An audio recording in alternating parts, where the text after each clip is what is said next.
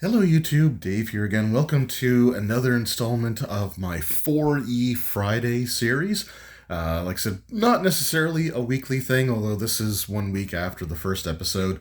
But yeah, it's just a series where I get to talk about my enjoyment and my love of D&D 4th Edition, a version of the game which I feel is highly underrated and underappreciated, and one that's going through kind of this like really cool renaissance period, or renaissance depending on how you wish to pronounce it, where a lot of people are starting to look at it for the first time, or for the first time in a long time, and kind of appreciate it for what it was. Is it a perfect system? No, there's no such thing as a perfect system.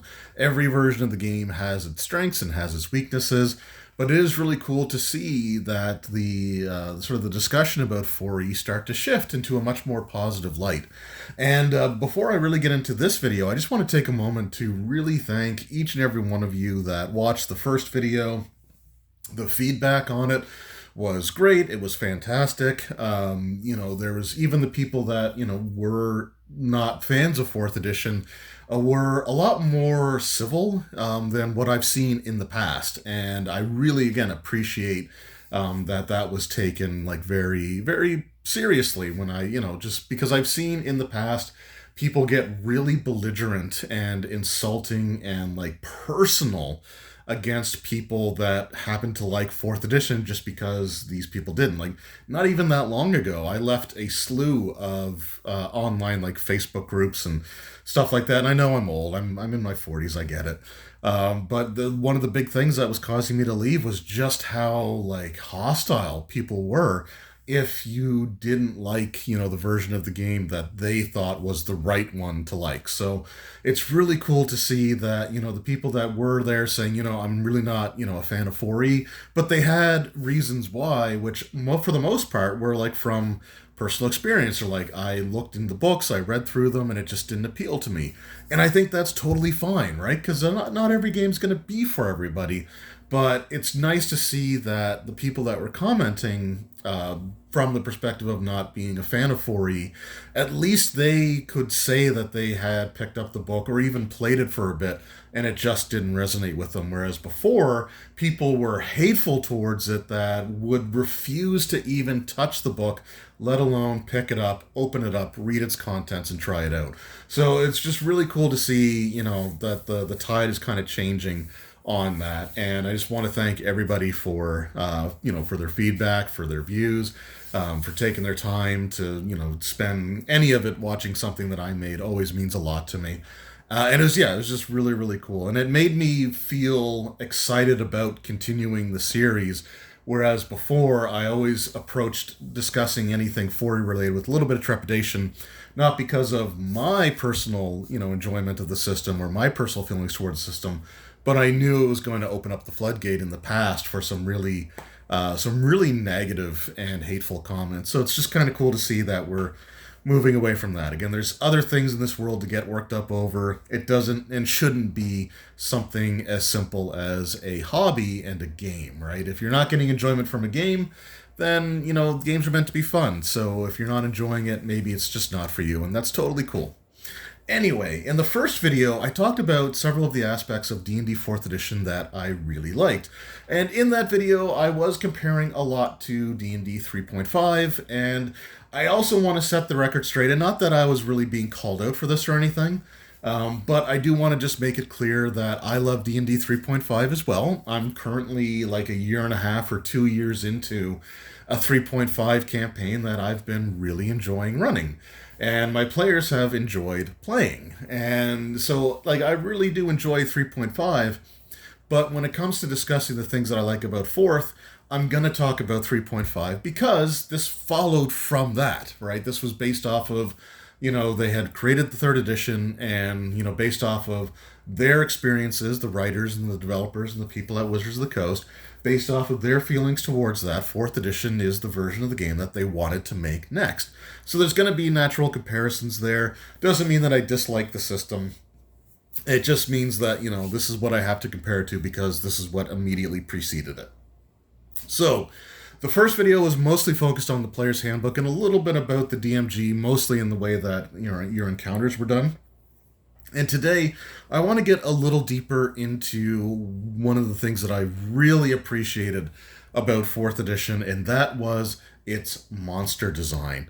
And the first video was more like audio form. No, actually, no, that's not true. That was another video that I did that was mostly audio form. It was a review of what was it? Oh, a Pathfinder 2e thing. But yeah, so it was all about like the player's handbook and the Dungeon Master's Guide. Today, like I said, I want to talk about monsters.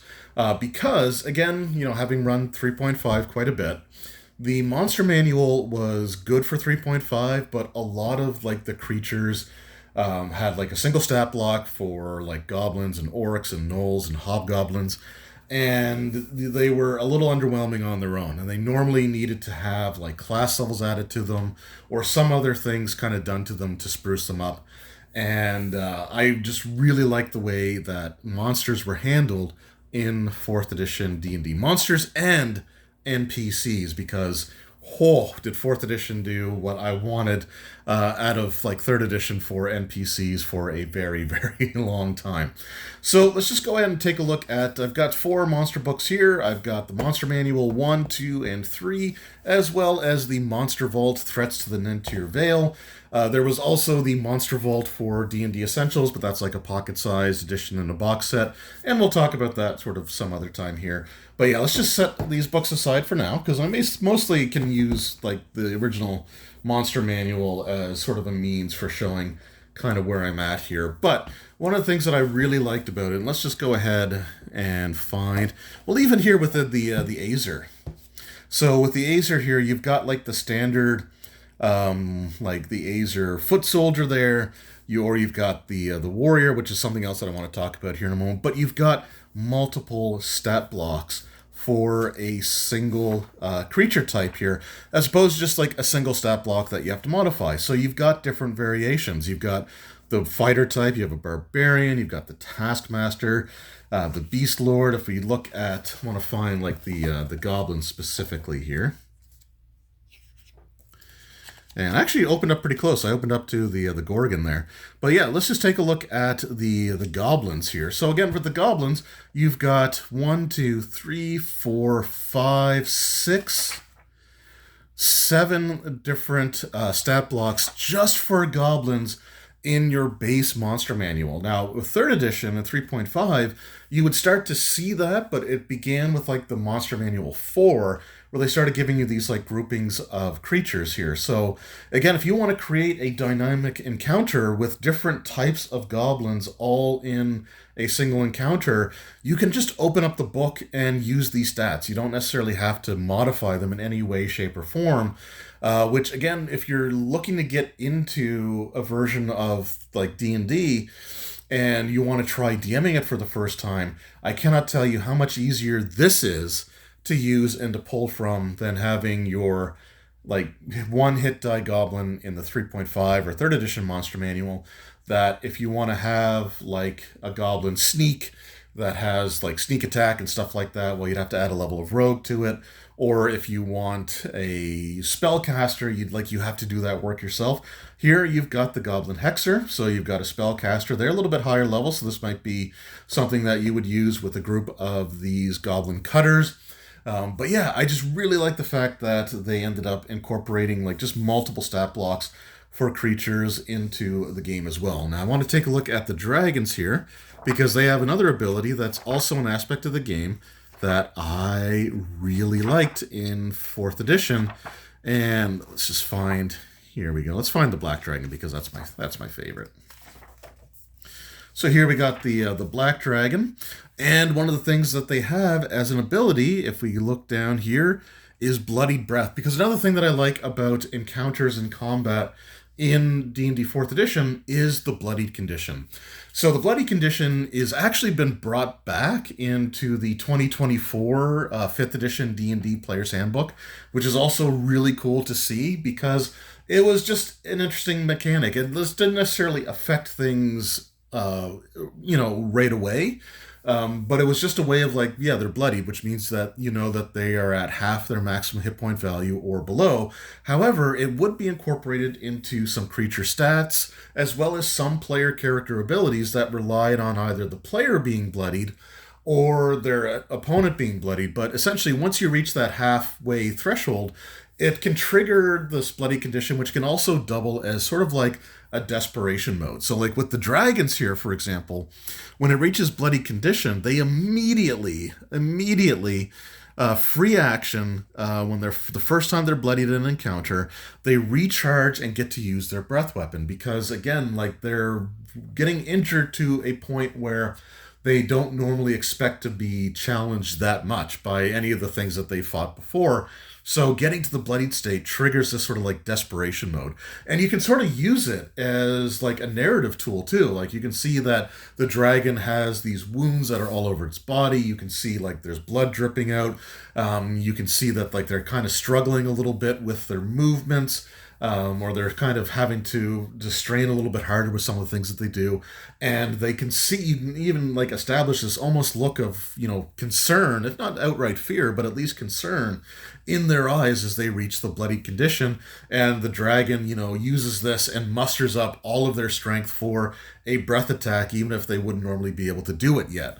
So I think that's just a really cool aspect of the game. But there's also another cool sort of ability that they've added to some of these creatures as well, where if you look at, for example, probably like the ancient red dragon here, so they have an aura around them. So within 25 feet out from the dragon, the space that the dragon's occupying.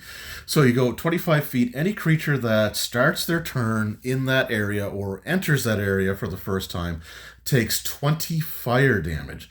And creatures in the aura have concealment against range attacks. So you can almost use it strategically if you need to, if you can brave the damage from the breath weapon, but there's like, a dozen archers up on a hill as well, like kobold archers or whatever. And they're pelting the party with ranged attacks. Like you might enter the aura to fight the dragon, but prevent or make it more difficult for those archers to hit you. But I just kind of like, again, you've got the auras there, but my favorite implementation of that type of aura has to come with, if we could find it here, I mean, I know it's in here, but my personal favorite monster in all of Dungeons & Dragons, the Beholder. First of all, this amazing artwork for the Beholder there. I love this mini of the Beholder. I've got, a couple, I have at least, one version of it there. But yeah, it's just really cool creature. But they made the Beholders, again, a scary creature to fight because this Beholder has Eyes of the Beholder as an aura. So if you come within 25 feet of a Beholder, or you start your turn within 25 feet of a Beholder, then you get hit with a random eye ray. Now, again, I'm not a huge fan of random eye rays in general, like the way that 5th edition D&D handled the Beholder's eye ray. I hated, and I always house ruled and restatted the Beholder so that, number one, their eye rays have to roll to hit, and not every eye ray would simply be a reflex saving throw, because it makes a Beholder trivial for things like monks and rogues, or multi-class characters that have levels of monk and rogue that have that evasion ability. So I wanted it to be like an attack roll, and something like, for example, Disintegrate, well, that targets your con save because it's your body being destroyed, not something that you can just dodge out of the way of because the beam has hit you. So I like diversifying the Beholder a lot more in 5th edition than what the base stats were. But in 5th edition, the Beholder was just always using random eye rays. So they couldn't target the creature with something that they know would affect them. They might target a creature with something that they know can't affect them, right? So for example, if, and it's not a common situation necessarily, but let's just say that you've got a player that's playing some sort of like either undead, or they're similar enough to like undead. They have some sort of ability that makes them like an undead creature, or they could just summon undead to fight this Beholder. A Beholder might target them with a inflict wounds ray, which won't hurt them but would heal them, which makes no sense.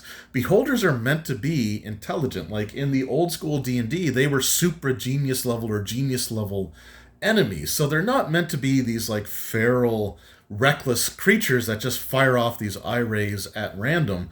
They're meant to be more cold and calculated and intelligent. However, If you're just around them, yeah, they're going to fire off their random eye rays in this area to protect them, and you might get hit with something that might not necessarily affect you, but it's not going to be their main method of attack. It's just more of a defensive thing. So they have this ability, which is defensive, but then on their turn, they can target up to two different eye rays against different opponents, but they can choose, right? So they're intelligent enough to use them wisely, but again, if you're just moving around the beholder or you're near it, one of its eyes might just reflexively look towards you and fire off an eye ray. You can also see that they have different things here. So telekinesis targets fortitude, disintegrate targets fortitude, death rays fortitude, petrifying. Well, there's a lot of fortitude because a lot of stuff affects the body, but then the fear ray is against will. Their sleep ray is against will, and their searing is against reflex. So they're targeting multiple different things. So again, another thing that a beholder might not do is target a barbarian type or a fighter type with something that's going to target their fortitude or their con, because they know that it's not as likely to be successful. However, if there's a wizard in the party, like slinging spells towards the beholder, then hitting that with a disintegrate makes a lot more sense. So I don't know, I just like the fact that they made them, again, there's some randomness to it, but it's more of a defensive thing. I like the auras. I think that they make the monsters a lot more terrifying to go up against. But the other thing, and the biggest thing that I absolutely love about 4th edition when it comes to the way that they handled monsters, and we're going to go back to our beloved goblins here. If I can find them. There's our Githyanki. There's our goblinoids. So if we go back to the goblins, and I think I've got the beholder say, I have the Death Knight say, but that's okay. We'll take a look at that as well. But one of the cool things that they've done is they created not just your standard monster stats, right? Which you do have, right? The Goblin Black Blade here is your standard, like, Goblin Warrior type of thing, or Goblin Fighter, whatever you want to call it. But they also want encounters to be sort of like, almost cinematic, right? So you can see these situations where you've got these, like, large numbers of enemies that the heroes in movies just cut their way through on their way to the more powerful or challenging enemy. So with 4th edition D&D, they have minions which fill that role. Minions are really simplified stat blocks, really simplified creatures to run. They have their attack that you roll for. They always do a set amount of damage, which is something that became like the default, sort of, for 5th edition, though I would always still roll for damage. But they do a fixed amount of damage, and if they are targeted by an ability that even would normally do damage on a miss, they're not affected by it at all, because they only have a single hit point. They're meant to be basically cut through, but they're done in such a way that they're not trivial, right? Like, they're easy to overcome. And my puppy just walked in the room here. You might hear his feet on the floor. They're not, like, completely trivial. They are still enough of a threat that they can't be fully ignored. It's just that they're easy to take out. So you'll have minions of higher levels that can still pose a threat. Like, their attack bonus is usually good enough that they have a decent chance of hitting the players, hitting the characters, and inflicting damage upon them. So you don't want to completely turn your back and ignore them, like you can with some creatures when you get to higher level. In, like, 3rd edition D&D, for example, if you used a goblin the player's handbook against a 10th or 15th level character, you could have, like, a whole bunch of them, which would logically make sense for an army situation. But they're only going to hit on a natural 20, and the players can largely ignore them. But here, the minions can be, of a level equal to the players. It's just that they're meant to be taken out easily. They can be a good target for, like, an AoE from, like, your spellcasters, for example, because if you hit with that fireball, like, you can take out a whole slew of minions, right? And that wipes them from the field, so you don't have to worry about them. So that's some crowd control kind of stuff that you can do while the fighters move in and target the the big threat. So you can have an encounter with a Goblin Hexer, who's a level 3, so he's a pretty powerful enemy, but he might have 4 or 8 Goblin Cutters around him. So again, there's a large number of creatures that you have to deal with, because they can chip away at you, they can hurt you, they can wear you down on your way to dealing with this guy. but they just sort of make the heroes feel more heroic, I guess. And I know that not everybody wants that kind of like high fantasy or high power, whatever you want to call it, type of fantasy, which is totally cool as well. But it's something that I thought was a great addition to the game. If you're going through like a dungeon crawl sort of thing, for example, and you have like when I design dungeons, typically what I like to do is have like your fodder, your low level encounters that are not likely to do a lot to the players, especially at higher levels, but they can use up some of their resources. They can cause the spellcasters, to use some of their spells. But then there's like the one dungeon mini boss, and then there's like the final boss of the dungeon sort of thing. And fourth edition has that incorporated into their game system as well, because if we take a look, for example, at this Death Knight, they are considered to be an elite creature. So you can have minions, you can have elite creatures, and with an elite creature, you can actually make a standard enemy become an elite by simply, like, I think it's like doubling their hit points or something like that, or adding extra hit points based off the number level or the number of like players in the party. I forget exactly how you do it now, but they're effectively as powerful as like two of a normal version of themselves. So if you have like a level 1 that's worth 100 experience points, an elite version is as tough and as powerful as two of them and will be worth twice as much when it comes to XPs. So you can have these elite creatures that are tougher than your standard variety, that can make for an interesting encounter. But then when it comes to like the big dungeon boss, for example, if you're fighting that beholder, well, that beholder is now a solo enemy, which means that this one creature is designed to encounter an entire group of player characters. And the way that they do that is they have the effectively, I think it's like 4 or 5 times the hit points of a normal version of like if it was just a standard creature. So this beholder here has 900 hit points at level 19. So it's a high level threat, but it has 900 hit points, which means it can take a lot of punishment. It can take a lot of damage. And this is a change from 3rd edition that I really like, because I ran a 3rd edition game, once where they encountered this beholder and the beholder rolled low on their initiative and the players slaughtered the beholder before it got a chance to do a single thing.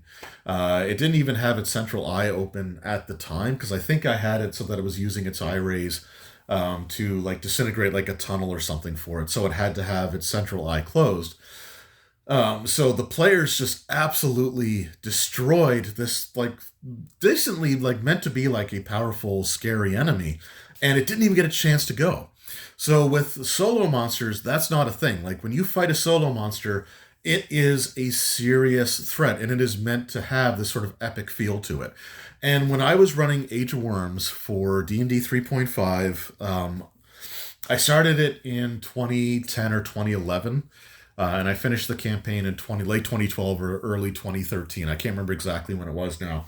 But I know that I was really burnt out on 3rd, and I was really starting to get into 4th edition and wanting to play 4th edition or run 4th edition when I was running this campaign. So I actually ported over elements from 4th into my 3.5 games, which included having minions, having elite enemies, and having solo monsters. Like looking at the stats for Dragotha in the Age of Worms, like he is definitely a threat, but the players could do enough damage against him, especially with all the buffs they had from the Fragments of Balikard, that Dragotha would likely be taken down before round 3 is over. So Dragotha might get 2 or 3 things that he can do, but then the fight's over, because like his hit points weren't that great, so that like the players, you had a Raging Barbarian that could power attack, and he had the benefit of getting like this huge bonus to attack Dragotha, so he could power attack for a lot with his 2-handed weapon and still have, a massive attack bonus. So he wasn't worried about that. So he was power attacking for, I think, like 15 or something like that, because I want to say he was getting plus 10 or plus 20 to hit from the Fragment of Balikard. So, like, and if you're power attacking for 15 with a 2-handed weapon, you were adding 30 points per attack, and he had haste on him. So he was just like, he was doing a crap ton of damage. against Dragot. Like, so he could have taken down this Dracolich, this major campaign villain, was likely only going to last 2, maybe 3 rounds. Now, again, like the players could start rolling really, really bad, and that could prolong the length of the encounter as well. But just based off the average amount of damages that they were doing with their spells and their attacks and everything else, a regular Dragotha was not going to last very long. So I made him a solo monster. And it was an epic fight, and it was a fight that the players remember to this day. And we're talking like over a decade later, like that fight with Dragotha is still sometimes, brought up, which I think is kind of cool. So is the fight with Caius, which I think is really cool because I made those same adjustments to him as well. And so, like, I just love the minions. I love the solos. I love the elite creatures, and just like the regular stat blocks as well. But it creates this really cool dynamic when you're building encounters. You can make something elite, so it takes up more experience points, but he becomes a bigger threat. And you can offset that by having like a bunch of minions around him, which are only worth a fraction of like a standard creature's experience points. And there were rules for converting standard creatures into solos, minions, or elites. So again, just a really cool aspect of the game that I really, really liked about it when it came to the encounter design.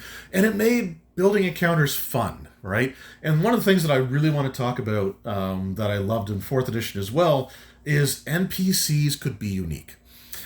So in 3rd edition D&D, when you made an NPC, generally as rules were written, you would make them using the same process as you would for a player character.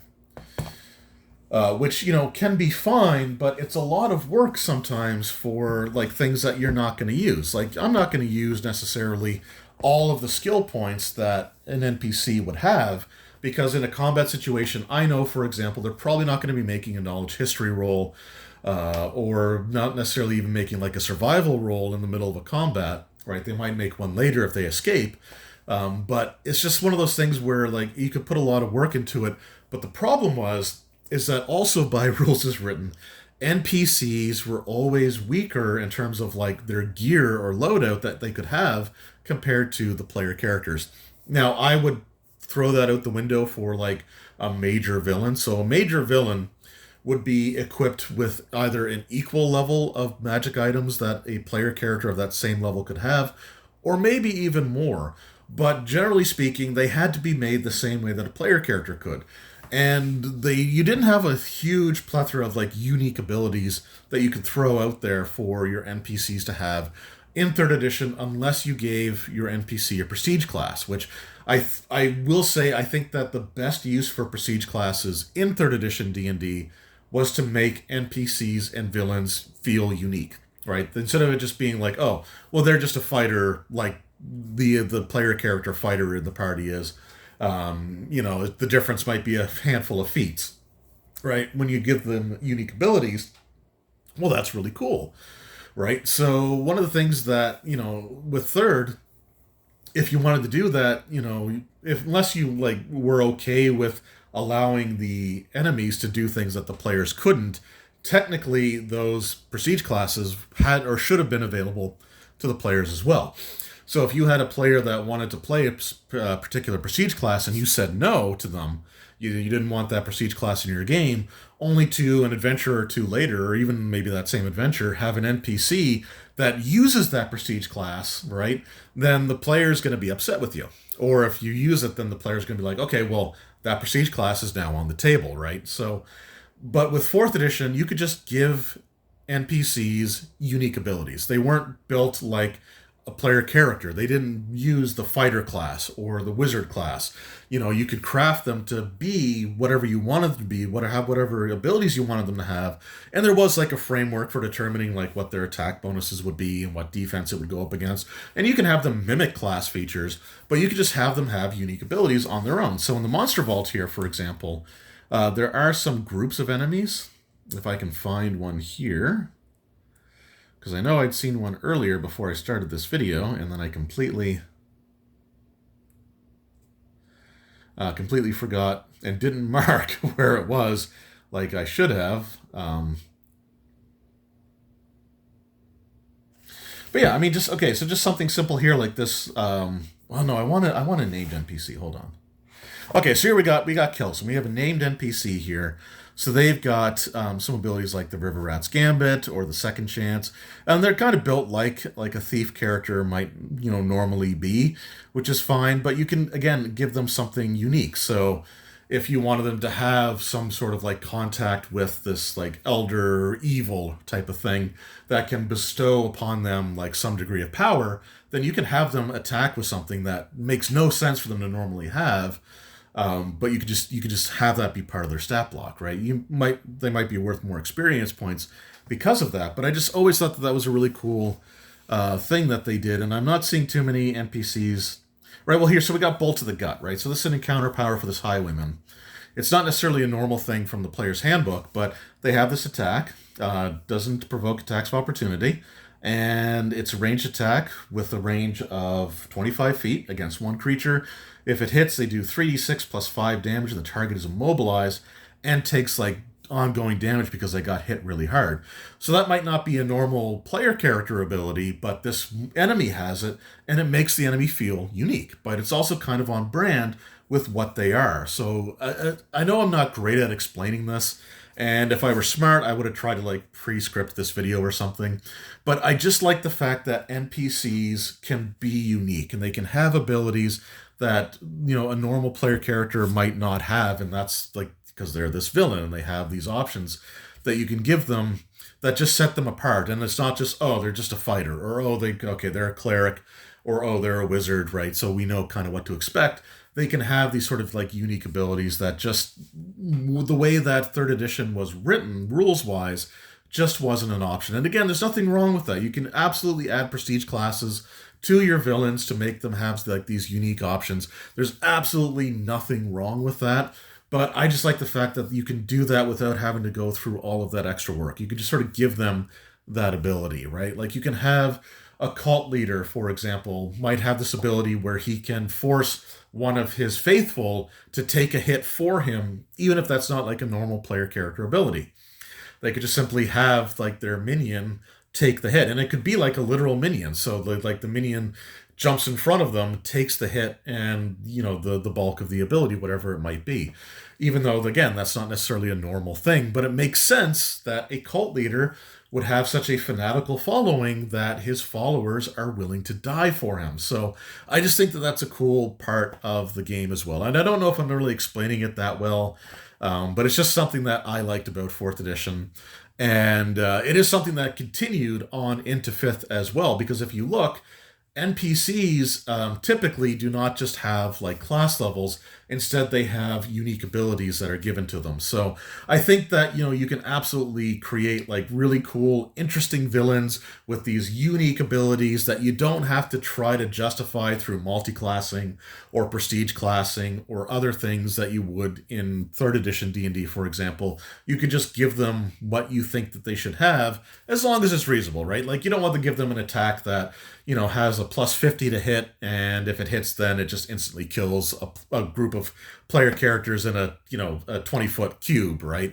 Like that would be overkill. That would be a little bit too much. But if you wanted that cult leader to have that ability to use his followers as literal human shields, then you can just give them that ability. And I think that that's really cool. And that's probably a better way of explaining it than I probably did in the beginning. But anyway, that's just sort of like my thoughts on the enemy design in 4th edition D&D and how much I enjoyed trying to put encounters together using those options, using minions to like have a large number of kind of speed bumps for the players to have to cut their way through to reach the villain, who might be an elite or could even be a solo monster, right? I just love those modifications, and when I incorporated them into my 3.5 campaign, it made for some really cool, memorable encounters that still get talked about a decade later, which I think is really cool. Anyway, what are your thoughts on monster design in 4th edition D&D? Have you ever tried to implement minions and elite and solo monsters into other versions of the D&D game? And if so, how did that go for you? What did your group think? Did you discuss it with them ahead of time? Because I did with my group. Like, I let them know that this is, what I'm going to start doing. But yeah, just let me know if you've incorporated elements of that into your other games? And what are your thoughts about NPCs not being built like player characters with less equipment, but being like fully unique in 4th edition? Like what your thoughts are on that, because again, that did carry over to 5e as well. Anyway, this has been probably rambling enough, but those are my thoughts on monsters and encounter design in 4th edition. So I hope you enjoyed this installment of 4E Friday. I will be back in a week or so, and what we might start doing is actually just like flipping through and looking at some of the books that have come out and my thoughts on those. So I think that might be fun to do as well. Anyway, thank you guys so very much for watching. I truly appreciate it, and I will see you in the next one. Until then, take care.